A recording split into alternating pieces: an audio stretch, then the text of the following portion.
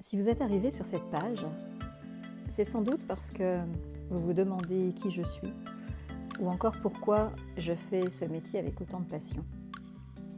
Alors je m'appelle Sylvia Le Grillon et si je suis devenue hypnothérapeute, ce n'est pas du tout le fruit du hasard. C'est avant tout une histoire personnelle. À l'origine, j'ai suivi une formation en esthétique. J'ai toujours été fascinée par le bien-être et par tout ce qui permet à une personne de se sentir mieux dans sa peau. Mais au fil des années, mon parcours professionnel m'a conduite vers la formation. Et j'ai eu la chance d'occuper un poste à l'international pour une grande marque de cosmétiques.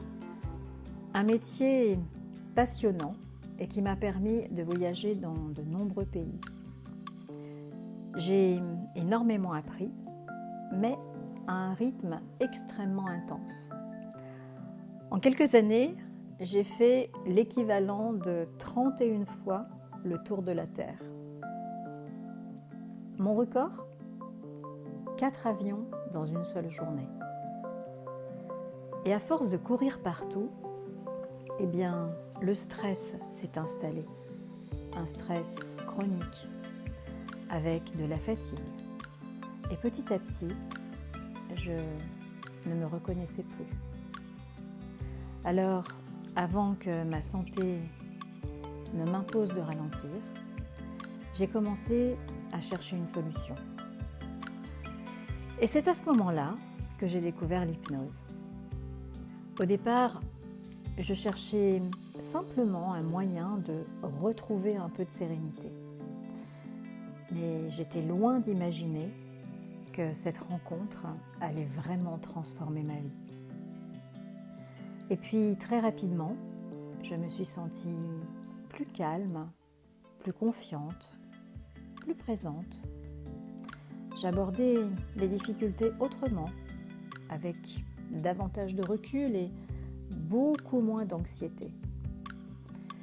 Mais ce qui m'a le plus surprise, c'est que ce mieux-être intérieur s'est progressivement reflété à l'intérieur. Mon entourage me disait que j'avais changé, que mon visage paraissait plus détendu, que mon regard était plus lumineux, alors qu'en fait, je n'avais rien changé à mes habitudes, ni à mon rythme de vie.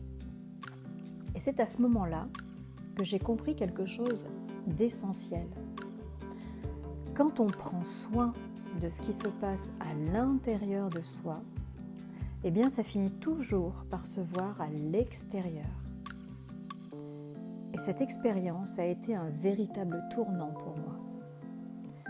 Alors j'ai décidé de me former à différentes approches de l'hypnose et puis à d'autres techniques complémentaires de façon à pouvoir accompagner les personnes de la façon la plus juste possible.